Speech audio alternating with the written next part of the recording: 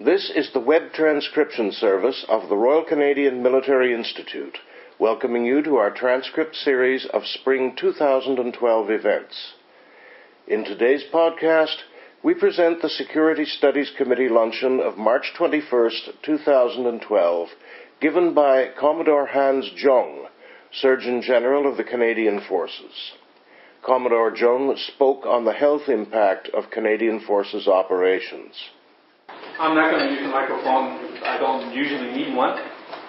So thank you very much for being here on a wonderful day. It would be nice to give this talk outside, but it's a privilege to be here. Now, this presentation is basically unchanged from the one I gave to the minister. So you're the first public group that has seen this presentation.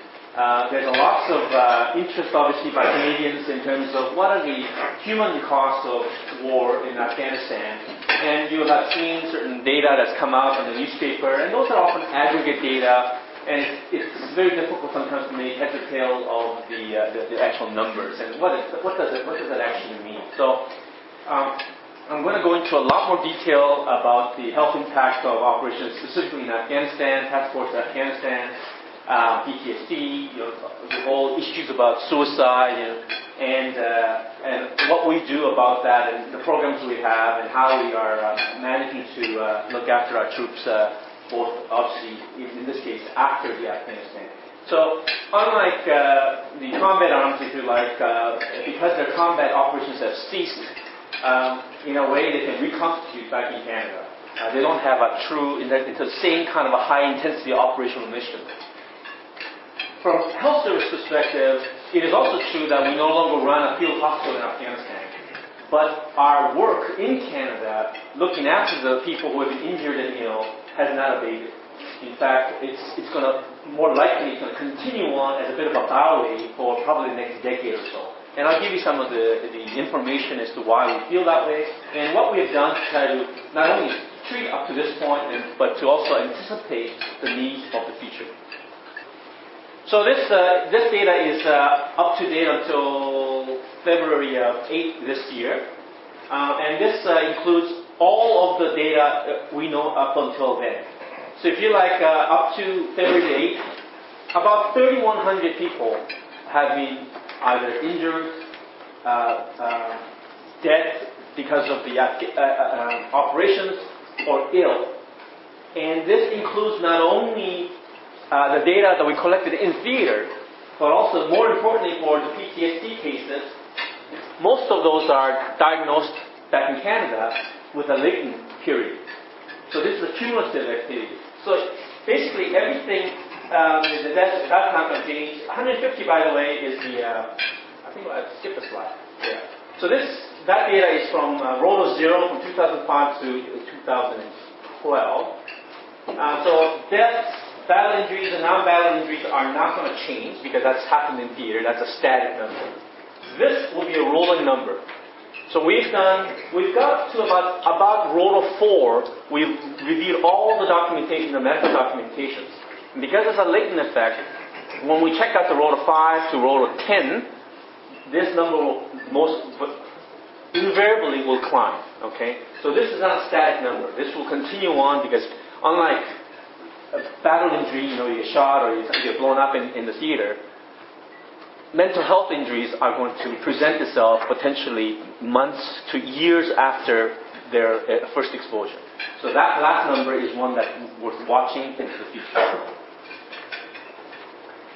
So if you look at the bar graph, basically you can see that the mental health issues are the largest, and as I said, that will grow over time. And the battle injuries obviously are from, as it says, during a battle, and non-battle injuries are the injuries you get that is not battle injuries, so a car accident, things of that nature, a broken, twisted ankle, playing hockey, for example, ball hockey in theater, a number of other things. And of course, diseases you can still, even in Afghanistan, you're still going to develop gallstones, you're going to develop kidney stones, a number of other things. But the mental health one, almost all of that is diagnosed back in Canada. It's not something that you diagnose in theater. In fact, next slide, I think. Oh, sorry.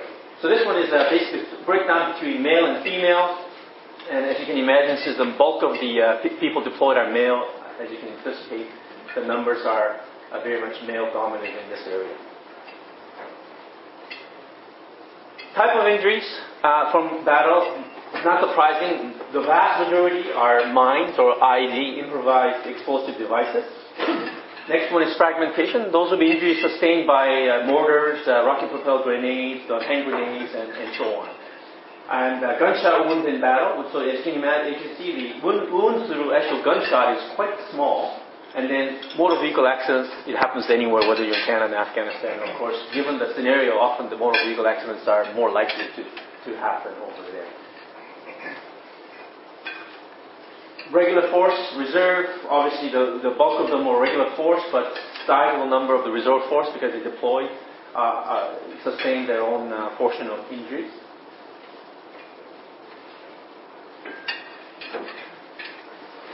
And if you look at by force generators in terms of the casualties, and this is based upon whether they were in the Army base, Navy base, the Air Force base, and others. So as you can imagine, this was a land-centric warfare.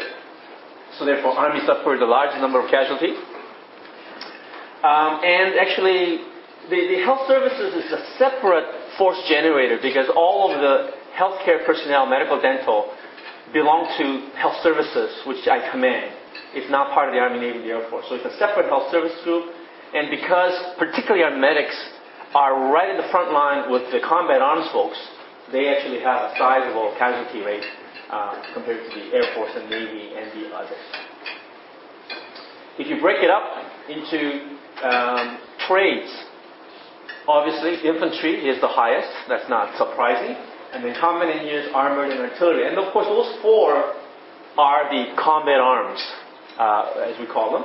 And then, as I said, after that, the medical folks, the medics, are the next likely to be injured, because they are right at the front line.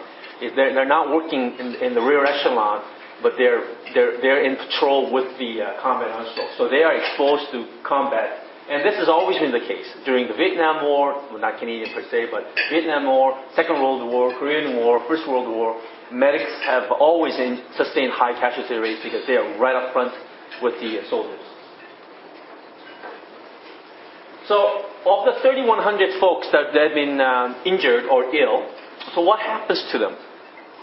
Well, as you can see, the vast majority are treated, secured, and they're full duty. So they go back full duty, no consequences of their injuries or illness. Vast majority. Some, because of the injuries or illnesses are significant, they violate the universality of service. They're unable to serve in the military, and some of them have been released. 3D is called a medical release.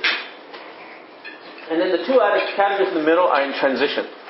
So PCAS stands for permanent category. So they've sustained an illness or an injury to an extent that they have sustained some irreversible damage of some kind.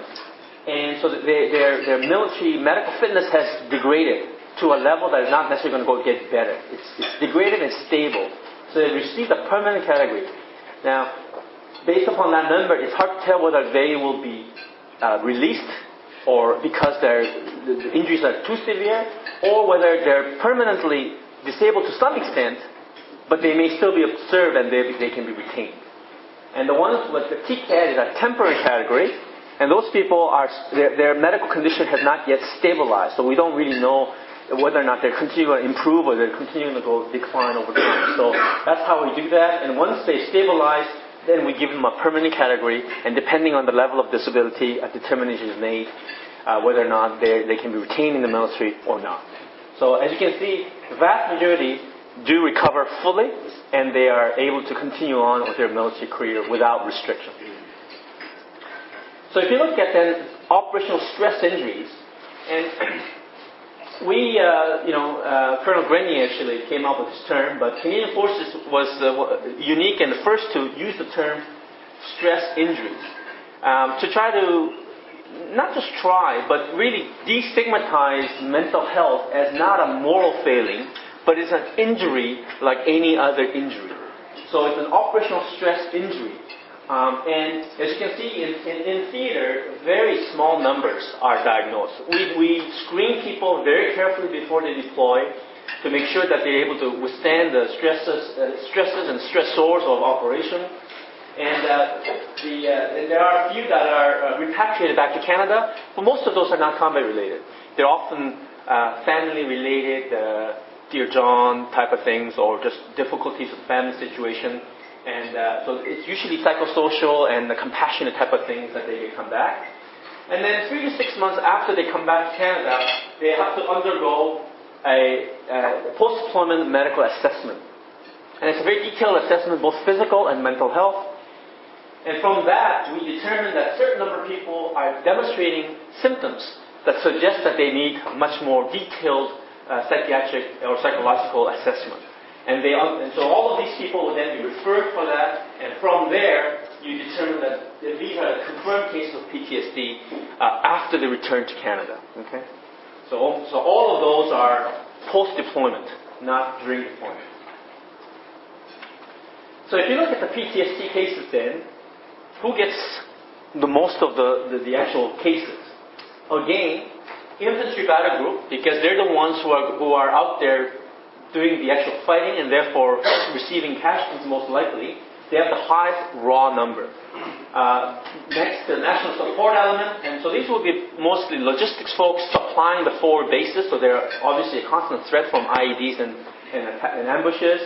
And again, health services support, because everywhere they go, they're there with them to provide support, and they move down the line. And now, this is a raw number. It's not a rate, because it's very difficult to find the denominator for some of these things. So the rate may be quite different necessarily, but this is purely raw numbers. Again, if you look at specific occupations or trades that develop PTSD, first four, again, combat arms, because they're more exposed, and then followed by the medical, because they go wherever the first four goes. Okay.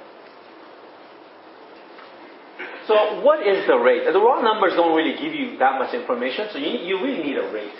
So we actually did a study, and what's called a cumulative incidence study. And the follow-up, average follow-up for this study was a little over 5 years.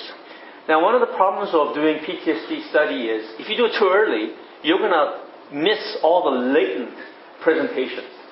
So you have to give it a reasonable amount of time for the majority, if you like, to present with their mental health issues. So this is a very strong, it's one of a kind in the world that has an over 5-year follow-up period. And based upon that, we have determined that 8% of people who deployed to Afghanistan will develop PTSD. Okay. But important to notice is that over 80% of the people who deploy come back absolutely fine. So we have to also keep in mind that, although we're very focused on treating people with PTSD and any kind of illnesses and injury, you don't want to leave. If that's all you read in the media, you think every soldier who goes to theater comes back with PTSD. That is not the case. The vast majority are healthy. And in fact, many of these people are actually stronger after they come back, because they've been able to withstand the stresses and they've been able to overcome that, and they actually become stronger. But other people do have some issues, and 8% do develop PTSD overall. This is any and all people who've deployed to Task Force Afghanistan. But that is an overall number. So what about people who are, subgroup of them, that are maybe more exposed to much more combat? Obviously, people who are in Camp Mirage or Kabul will not have the same kind of exposure to combat than people in Kandahar. And even within Kandahar, people who stay most of the time on the base will have different exposure than people who spend most of the time outside the wire in forward operating bases, who are doing constant patrols and are constantly in contact with the enemy. So we looked at one battle group in Gagetown. I think that's with the RCRs. Chief, wasn't it? RCRs? Yeah. Yeah. So we looked at them, because this battle group spent more than 6 months outside the wire, constant engaging the enemy in combat. So we looked, and so they had, again, pretty good follow-up. It was 4 years after they came back. So again, we are reasonably confident that majority will have presented with issues, not all, but majority will have presented if they had mental health issues. And what you find is that 20%, 1 in 5, develop PTSD. And what this demonstrates, and we knew this, but this just confirms it, is that there's a dose relationship. And that's not, again, that should be pretty self-evident. The more you are exposed to combat, the more you are likely under threat of being killed or maimed and injured, more stresses you're going to endure, therefore more likely you're going to develop potentially something later on down the line. So 1 in 5, 20% we have diagnosed PTSD in that group. However, almost every one of them are in treatment. And so far, a third of them have completed treatment. And only 1.6% have been released from the military because they were considered unfit because of mental health reasons. What that gives us is some confidence that, number one, they're showing up. The stigma is not holding them back. They stay in treatment, and we are able to successfully treat a significant number of them so that the number of people who are unable to recover and be released is very small. Okay? So again, the fact that you have PTSD of in itself is not a fatal diagnosis, if you like, from a career perspective. Okay? People do get treated and they get better. Now, the study that I talked about before was actually broken down, and if you were posted to Kandahar, which was the sort of hotbed of action, if you like, your average was not 8%, it was 11.2%. And again, this is consistent with exposure. Closer you are to battleground, the more likely you are going to be engaged with the opponent, more likely you're going to be either subject to enemy attack, or you've seen the consequences of enemy attack, and therefore more likely you're going to develop mental health related issues, specifically PTSD. So this is all very consistent with what we had anticipated. So then what happens to these people? So of all the people that in the first, second slide or so of people with PTSD diagnosis, thus far waiting, we found that the vast majority again get treated and they get better. And they continue to be fit and be fully functional in the military without any career or medical or occupational restrictions. There have been people, 250 or so, who have been released medically because their PTSD is such a level that they're unable to go back into military duties. And as I said, there are people in transition. There are a number of people who have a permanent category because their PTSD is stabilized to a certain level that you can actually say, yep, that's the best you're going to get. Of course, we don't know whether that best is good enough to be in the military or not. So that's a transition we don't know, and I don't have the details at the moment to be able to say whether or not, what percentage of that will be released and what percentage will be retained. Okay. So again, to suggest that if you look at the fit column, the fact that you've been diagnosed with PTSD is not an automatic end of your career. The vast majority, or a significant portion, do recover fully and are back at full duty. So now let's turn to suicide, because people then talk about suicide, and you've heard and read, I suspect, lots of articles about suicide epidemic in the U.S. Army and the U.S. Marines and so forth. So then immediately, of course, Canadians being what we are, if it goes on over there, what's going on over in Canada? So if you look at the suicide rate, then I have a number of different data points to triangulate. So this is what's called CFCAMS, Canadian Forces Cancer and Mortality Study. We looked at every Canadian Forces member from 1972 to 2006. And we cross-referenced them with provincial mortality data, overall, and cancer, and so on. And this study was done independently by Stats Canada on our behalf. And so that included basically about 190,000 people who were in the military. So some of those people are still in the military, and other people have left, obviously. So if you look at so SMR stands for Standardized Mortality Ratio. And if you're 1, that means you're sane. as civilian max for both age and sex. Okay? And if you're significantly below 1, that means you're lower than the civilian rate. And of course, if you're higher than 1, you're higher than the civilian rate. So if you look at overall SMR, this includes current members and retired members. Suicide rate for male and female is basically flat, meaning we're no different than the civilian population, both age and sex matched. Now that's not reassuring, because in the military, one would hope that it's lower, because we are a self-selected group. You don't join the military unless you have a certain medical screening, so that if you already have demonstrated mental health disease or illnesses, then you'll be ineligible for the military. So one would hope that there is what's called a healthy effect. People should be healthy in the military. So if you look at that number, it doesn't look like it. However, if you then look at only the retired people, they were in the military and they retired, their suicide rate for men go up by about 50% compared to civilian population. And for women, about 30%. Because this ratio is a combination of two, you can deduce that if you're in the military, active service right now, your rate is actually significantly lower than your civilian population. So this confirms the healthy effect. Another way to look at that is we actually track suicide rates, and we've done so since 1995. And if you look at these bar graphs, this is 5-year interval, 5-year interval, 10, and this one is only 3. The reason why we stopped at 2003 is because StatsCan they're about 5 years behind in terms of Canadian rates. So without a Canadian rate, we have nothing to compare to.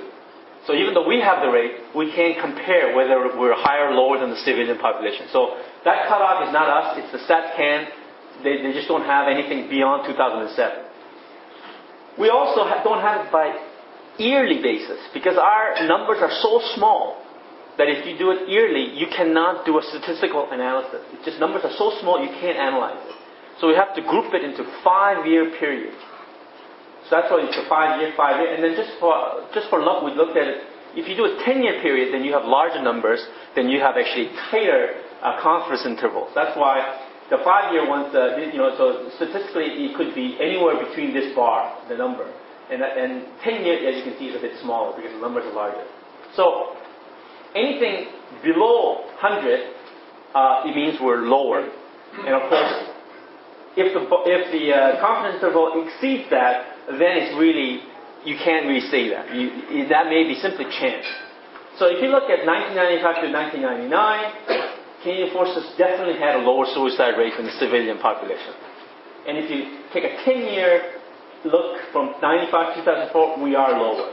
But 2000-2004, well, it does exceed, it straddles the 100, so therefore not potentially statistically significant. That could be purely by chance.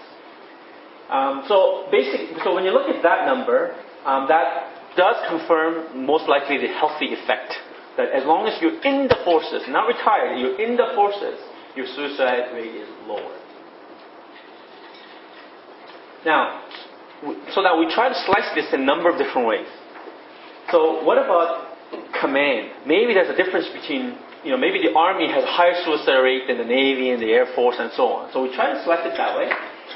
And there is a suggestion that the Army does have a higher raw rate per 100,000. But again, the confidence interval, because our numbers even then are so small, the confidence interval is so large that if you draw a line, it intersects all of the 4 criteria. So therefore, statistically, there's no difference in suicide rates between Army, Navy, the Air Force, or other. And other would include health services, military police, and a number of other people. So that's by command. And then we said, well, maybe look at color of uniform. Because just because you're in one command doesn't mean you wear the Army uniform. You could be in the Army. I spent half my career in the Air Force, always wearing the Navy uniform. So let's look at by color of uniform. And again, people who wear the land uniform seems a bit higher, But again, the intervals are such that they intersect all of them. There's no significance based upon color uniform. Now, we did something else. So we looked at whether or not various seasons might have it. So we looked at a seasonal variation. There was no statistical significance. So every criteria we looked at, there was no difference in the rate within the Canadian forces. This is the raw data of suicide. So the bottom one, the light green one, is a regular force, and the blue is a regular force female, and I think this one is reserve force and reserve force female. When we talk about statistics in Canadian Forces about suicide, we only talk about regular force male. Because regular force female, the suicide is like 0 or 1, occasionally 2. It is so small, even if you took 20 years, you don't have enough numbers to analyze it. So we don't do the female one. We don't do reserves because we have no idea what the denominator is. Because if you join the reserves and you spend one summer training, are you a reservist or are you not a reservist? And unless I think a lot of these people often, they don't parade for 3-4 years, and then eventually somebody says, okay, you're no longer, and they take them off the books. So it's very, very difficult to know who is a real reservist. And therefore, unless you have a denominator, you cannot do it. And therefore, the number would be invalid. Therefore, we don't talk about it because statistically there's actually no validity. But the regular force, so anytime we talk about suicide, we talk about regular force males. So if you look, it's been more or less, so in a way, if you look like there's potentially a downward trend here, but not significant. And if you look at, we really started Afghanistan in 2005, 2006. So there's a pretty steady, and then it bumps up, and then it comes down again. And so really, there was nothing there until last year, 2011. We had a big jump. 22, I think it was, compared to, anywhere between 13, 14.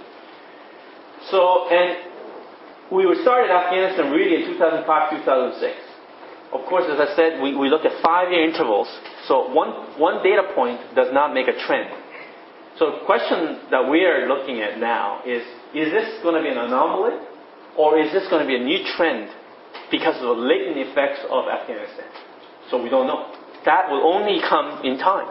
So we're anxiously looking at 2012 data, of course, end of this year, to see if the 2012 data stays up, then there's some indication that perhaps this is a new trend because of the new cohort of the people who've been in Afghanistan. Now, we're going to have to check that, because one of the other things we did was all the suicides that happened thus far, we checked to see whether people who deployed have a higher suicide rate than people who never deployed. And historically, people who have deployed have a lower suicide rate than people who are never deployed. And that may sound a bit counterintuitive, but in fact, because people who deploy are screened, they're the healthy people who deploy, it's not actually that unusual that they actually would be more resilient in some ways. Okay? So we have not detected any significant variation between deployed or not deployed. It's basically exactly the same. So the deployment history thus far do not seem to be a factor in suicide.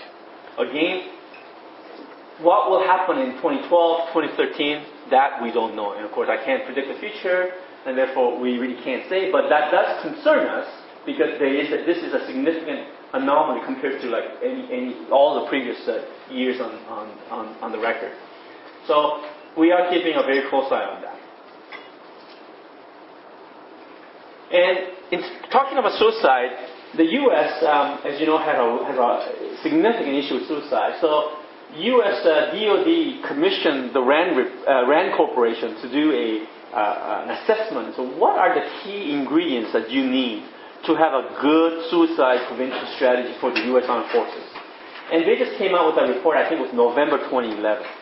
And it's a long report, but you can distill it down to 3 major factors they say you need to have a good mental health and suicide prevention strategy. Number one, you need public to be aware, meaning you need the soldiers to be aware. Implicit in that is stigma. You need to reduce stigma so the people who are suffering from mental health conditions would self-identify and seek care. And if they did that, you then need to have a system that is accessible. Even if you knew that you needed care, but you didn't know where to go, or it was very difficult to access the care, that's a barrier. That's a systemic barrier. So you need good, accessible care. And when you do get care, if you do get in the door, then you need good treatment that is evidence-based. Okay? So those were the three primary factors they identified that the U.S. military needs to have to have the best practice, best evidence thus in terms of providing suicide prevention and overall mental health care. Now, lo and behold, when I read this report, I said, that's very familiar. It almost looked like somebody plagiarized something else that I had read before. And I remember that because, in fact, I commissioned this study in 2008. I said, so we actually, again, we wanted to look at this, and not as a parochial entity. So we brought in U.S. experts, U.S. military, Australian, UK, Canadian, our defense research establishment. We went to civilian academia. We really brought in a broad international academic and military experts to look at all of the literature that exists in the world and tell us if we're on the right track and what are the things that we need to do to make sure that we have a good mental health and suicide prevention strategy. We actually had three key factors. This is no particular order, but aware and engaged personnel. Same thing. If the patients are not aware, and because we are a free country, we can't drag people in to seek care. You have to want to have care and stay in care. You have to have military personnel who are aware and engaged and are willing to seek care if they have problems. And so aware and engaged personnel, same as informed public. And we have, what we said was we need excellence in mental health care. And if you read the document, excellence is both access and quality care once you get in. So this excellence is the same thing as accessible and good care. We actually put one more factor. So, we combine these two into one. And what they don't have, we actually put another thing. Strong leadership. Because unlike in the public sector or the civilian sector, where culture changes over time through meandering and it's an evolution based upon gradual society accepting certain norms. The difference in the military is that the leadership can actually accelerate culture change simply because we can lead by example and set up policies and practices that expedite that. So you don't have to. You can actually put a bit of a booster or it's a turbocharged culture change. You can rapidly. So if the leadership demonstrates that, look, to have mental health illness is not a sign of moral weakness.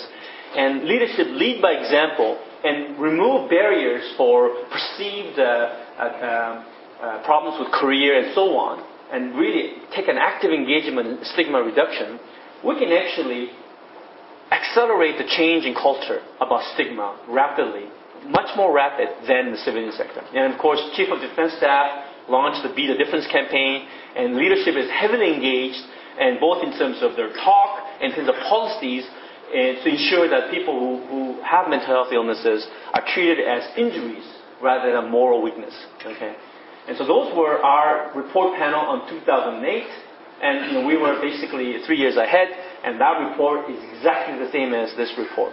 So we've been doing this for the last several years already. Okay.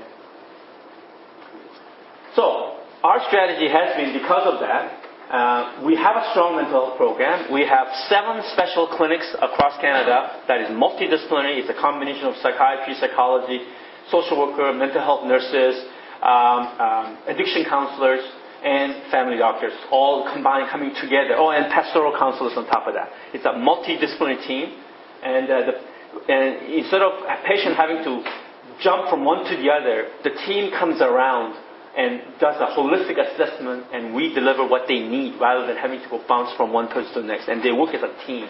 It is the best model of healthcare and mental health care I think you'll find in the world, and I think we are leading mental health in Canada for sure.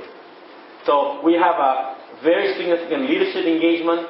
We have a very strong education awareness campaign, every recruit undergoes training on suicide prevention, how they can make a difference, and about mental health in general. And every career progression courses they take, both NCMs and officers, there's a refresher course that goes along the way, there's supervisor training on suicide prevention. And before they deploy, there's a very comprehensive program called R2MR, Road to Mental Readiness, that includes family members in terms of what they can expect when the spouse deploys and what they can expect when the spouse comes back, the interaction with the family and all of that. Those all exist. And of course, but we're not we're continuing to do research to make sure that we stay abreast of the best practices out there, are always based upon good scientific evidence. So we have a number of research going on. So this study coming on 2012, again, we're commissioning the StatsCan to do that for us. We will now look at broadly what are the rates of Canadian forces compared to civilians, because this will be piggybacked onto an overall Canada mental health survey. So we'll have a better sense of where we are. The 8% we talked about, now there's a second phase to the story. So we're going to look at, okay, now we know that's 8% or 11% in Kandahar or 20% in Gagetown, for example. That's the diagnosis. So we're doing a study now. So what is the outcome? What happens to those people after a certain rate? How many people stay? How many people get completely cured? How many people are released? So we'll be doing a follow-on study on that PTSD. And of course, there's a number of other studies that we're doing with our program. And of course, R2MR, Road to Mental Readiness, that is really what we call a resilience training. And that's sort of the one of its kind in the world again. And of course, when you start something like that, you have to ask yourself, well, does it do any good? I mean, it's based upon the best evidence, but at the end of the day, when the rubber hits the road, does it do any good? So we need to validate that study, and in fact, Bell Canada, I think BCE is funding that study through Patriot Love Foundation. Okay, so we're doing all of these things. That's only some of the stuff we're doing. So going back to cancer and mortality studies. And so this is beyond PTSD, beyond suicide. People, throughout my career, 31 years coming up, there's always been this assumption that if you're in the military, you're going to be sicker. Because you're exposed to tons of stuff, the way you work on the ship, in the tanks, you're constantly exposed to environmental contamination. And I know somebody who died young, and there's a sense that perhaps military career is in and of itself hazardous to your health. So we said, well, is it? Let's look at that. So we did a study. And I said that was so we looked at from 1972 to 2006, I believe, 180 some odd thousand people. And again, standardized mortality ratio based on age and sex. So what are the causes of overall, both retired and currently serving? If you look at the causes of death compared to civilians, if you have ever been in the military, not if if you've ever been in the military, your chance of dying of any cause is 36% lower than your civilian counterpart. So in fact, contrary to what was the perceived idea that somehow military service is in and of itself dangerous to health, it is protective to your health. Because we have a lot of, number one, we enroll people who are generally healthier. And we have lots of programs in the military. I mean, nobody is followed. As a physician, I can tell you, no one is followed for your health as closely as you feel in the military. We sort of poke everything and make sure that you're okay. And because of the sort of general fitness culture in the military, people in the military die of anything 36% less. If you go down here, any cancer. Death of any cancer, 32% lower. So all the ones with the little asterisks, they are statistically significant. So whether it's cancer, cardiovascular, infectious disease, anything, you are lower than the civilian. So if you look mental health, you're 65% less likely to die of mental health cause of death. That doesn't include suicide, by the way. But if you look at suicide, it's not colored because it's, as I explained on one of the previous slides, it's same, regular and reserved. Only one that's higher at this point is airplane crashes, because military pilots tend to do things that are a lot more dangerous than civilian pilots, and so there's a lot more aircraft accidents, and that's because of that's the inherent nature of aviation in the military. So again, in the females, overall cost is again lower, but then there's nothing here because the numbers are so small for confidentiality reasons. With some effort, you can actually find out who that person is, and so we didn't want to provide that. But there are, so the numbers are so small you cannot analyze it. Okay? But as you can see, all causes for males much lower than if you were never in the military. So this is for everybody, currently serving and retired. So if you look at just the people who are retired only, which were the majority of the 180 some odd thousand, I think 111 or 12,000 were retired. Your death rate does go up a little bit. So instead of 64% or 0.64 of the compared to civilian, it goes up to 0.77. So it's still 23% lower, and it's significant. And it's maintained almost all the way down except digestive. So the health effect is retained even after you retire, but it doesn't stay down. It goes up a little bit because you're no longer in the military healthcare system. Okay?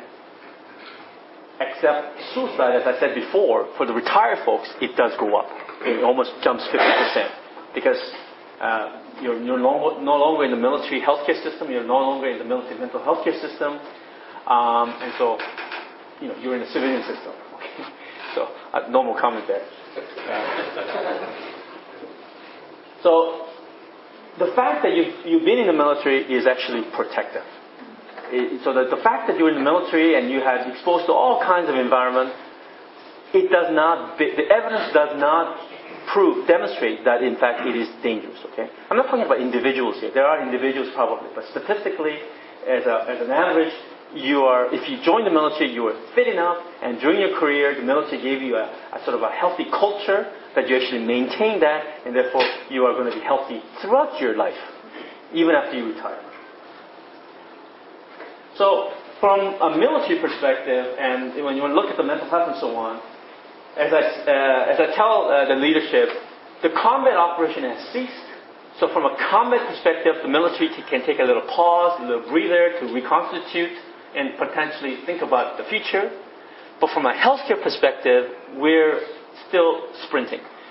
Because those people with latent effects of PTSD in particular are still going to come about. So we haven't slowed down. In fact, we've sped up from an in-garrison. Because there's a bit of a bow wave, okay? Those numbers are going to... It's like a big python eating a big, huge pig.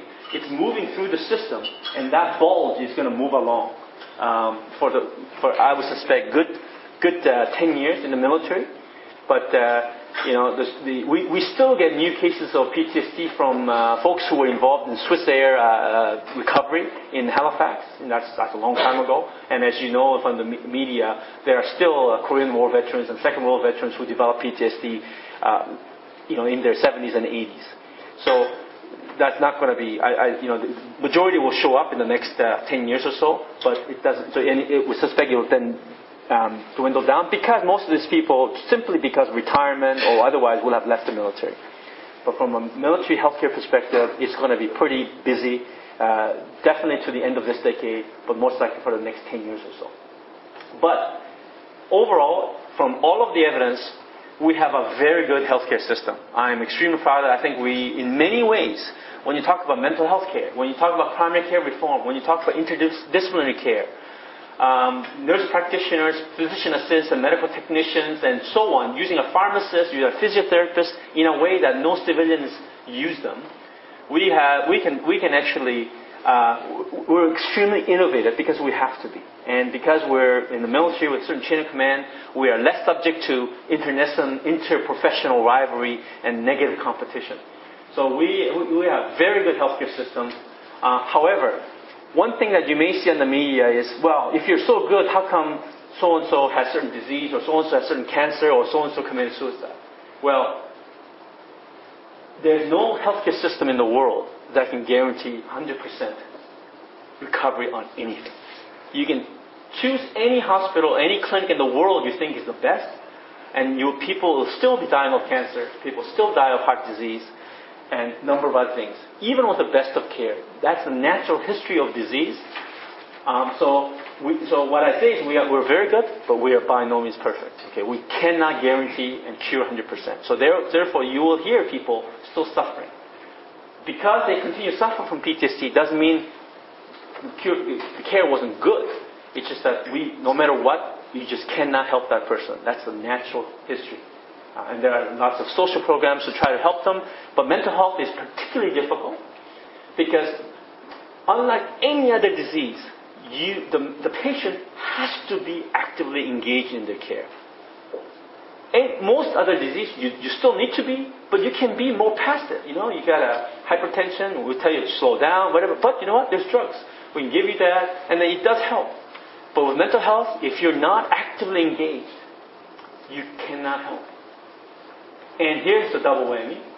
The people who need help and who should be participating often are not thinking straight in the first place. So sometimes they don't want to participate, or they're unable to participate because they themselves, not knowing why, will not let themselves participate because they're not thinking straight. And because we live in a world, a democratic world with charter rights and so forth, you cannot force these people to undergo care. So we will not cure everybody, but I can tell you, within my 31 years and knowing the military system and knowing the civilian healthcare system, as I'm about to retire soon, I can tell you which one I prefer in the long term. And we have an extremely good system. And we look after our people extremely well. Okay. So that's the end of my presentation. I hope I didn't go over.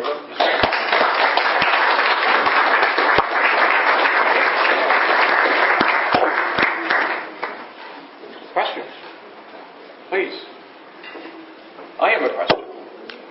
I hang out with lots of retired U.S. Army colonels, and I live in the Deep South.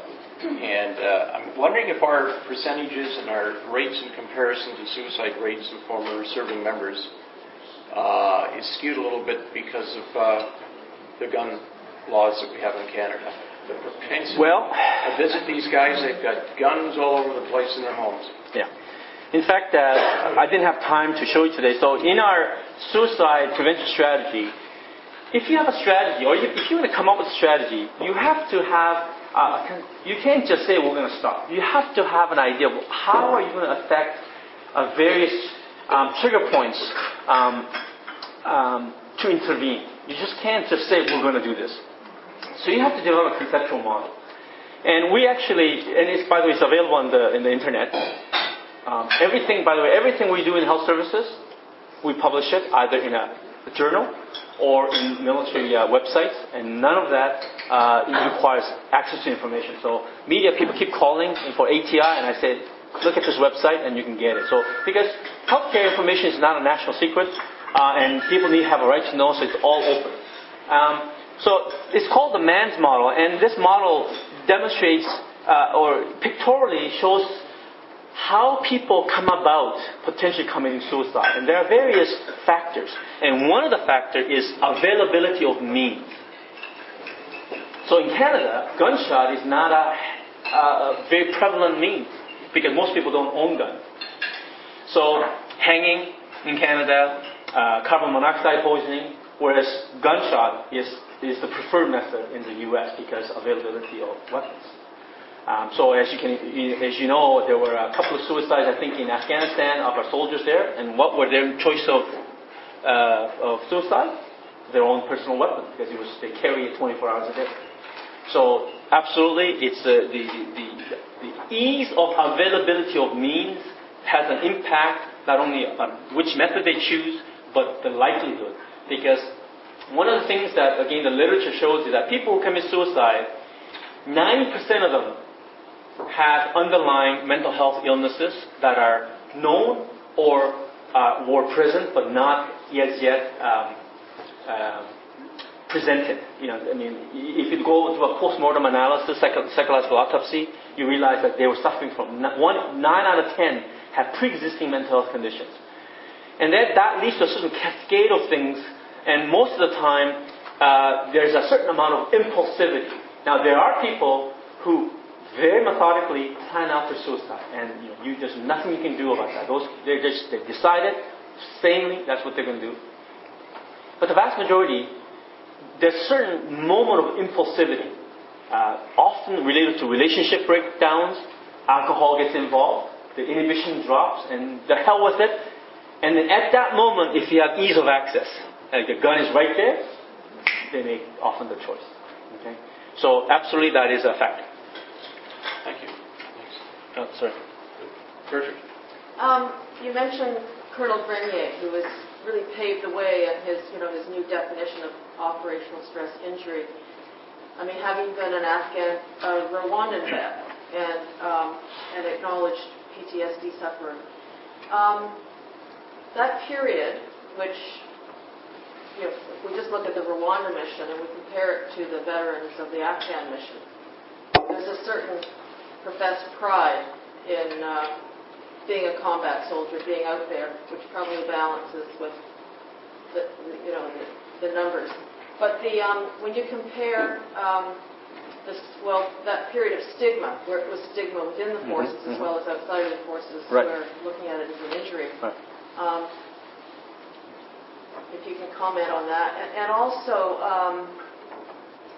I mean, there are characteristics to every period with PTSD.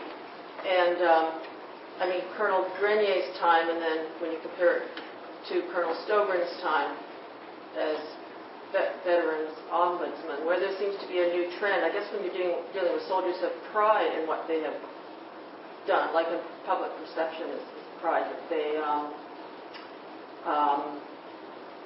this new approach that I've heard about, which I may be incorrect, on saying is that it's a more soldierly approach to getting soldiers to deal with it.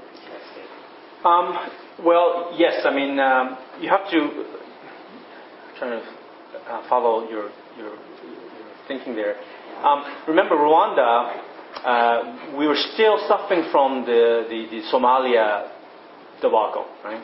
So the morale and the military, and I remember, the military being phrased as Boy Scouts at one point. So there is absolutely no doubt that the morale and the pride of the people in the military and the public perception of the military at any given moment has a huge impact. That's why the PTSD sufferers of Vietnam suffered horribly, because the society at the time didn't regard them as heroes or anybody who's done a national service. They were treated as baby killers and so on. So society rejected the Vietnam veterans, and so therefore, of course, funding and attention, all these things from the Congress comes from public perception and public initiative. So therefore, there was very little attention to the Vietnam veterans, and they suffered horribly during after the aftermath. And so, when you look at the Rwanda time, Canadians still had the vision that the Canadian military was Boy Scouts with blue helmet on, doing all kind of nice peacekeeping things, when Rwanda was not peacekeeping. And you talk about Colonel Grenier, but of course General Dallaire is something like the poster person for this activity, because he's obviously suffered very significant PTSD himself.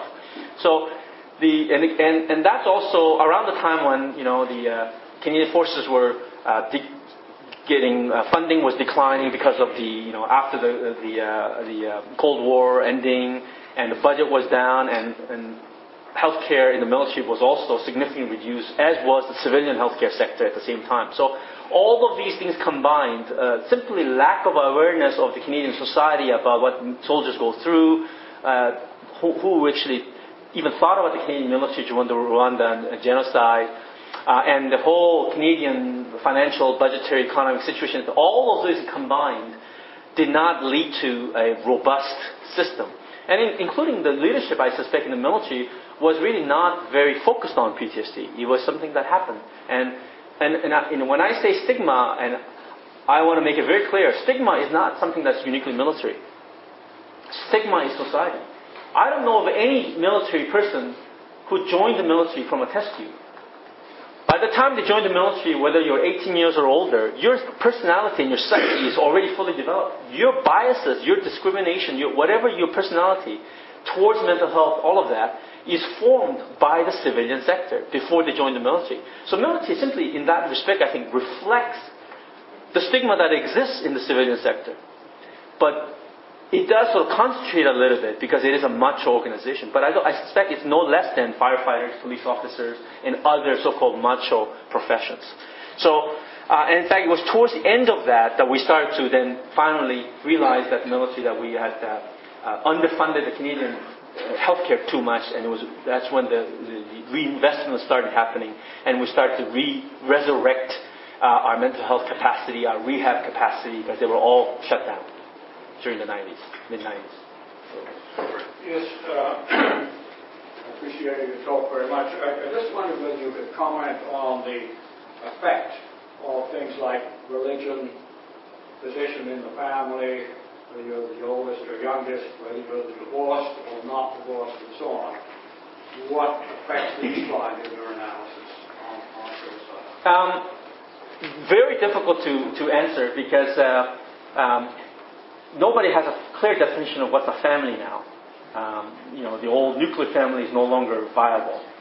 So if I don't want to downplay it, but when repatriation ceremonies were occurring, the definition of family was there were like 30 to 60 people who were family members who were brought in for the repatriation ceremony of the deceased.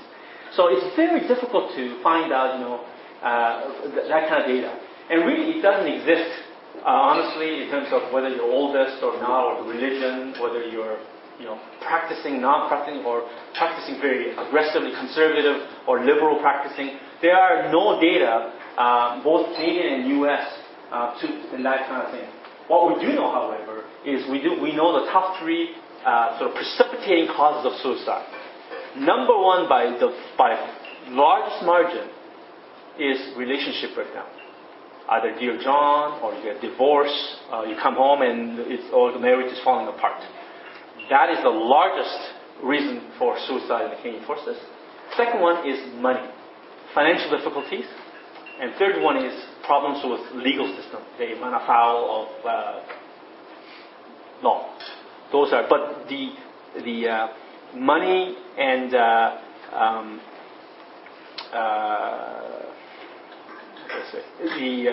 relationship is a huge gap. That is by far the largest reason why people commit suicide. And again, by the way, we actually, unlike the civilian sector, we investigate every single suicide, doing a very thorough psychological postmortem on everybody. So we have a very good idea, and we're keeping a database, obviously, and again, numbers. You have to have large. The unfortunate fact is you need a large number to get any kind of trending because there's so many data points. But we do know right now that relationship is the number one reason why people commit suicide, and often because there's usually a sudden anger or interchange that takes place, and then there's some kind of means available. I think that the military should be, the whole country should be aware of the importance of the military. They should start it from the elementary school, for instance. They should have some lessons or DVD presentations so that the children would realize how important the military is. Because you defend the country's safety. You protect us from the enemy approaching. The same thing with the police officers or anybody who is in charge of the security of the country. I was teaching in elementary. We never had any brochure or any information about how important the military people are. I think you should present a more visible presentation of the military, what good it does for the country. I think that is kind of I think Canadian society as a general probably would not take kindly to a very aggressive education in that regard. But, however, I think it is changing. And again, society is not static. So that because of the the renewed awareness and respect for the military profession and the military members in Afghanistan, in domestic affairs, and so on, there is a greater awareness about the Canadian Forces. I mean, during the Remembrance Day days, the schools invite soldiers and sailors and airmen to come and talk. The media has got a very positive view about the military now. The respect for the military and respect for the government policies on Afghanistan are two separate issues. And so I think there is greater awareness amongst the Canadian population in general of the role the Canadian military plays. I think it should be part of the curriculum. Well, I will support you right there. I have a question. Considering all decisions these days seem to be based on the mighty dollar, do we have data for approximate cost per patient or per member versus excellent question. Excellent question. I'm sure that if this was like a public-private debate, the people would be arguing that, well, the only reason those people are healthier is because the doctors spend 20 minutes with them instead of 10 people an hour. Right. Brilliant question. Okay, and I just happen to have an answer for this because one of the things, in 2009 when I was taking over, I knew government works on money.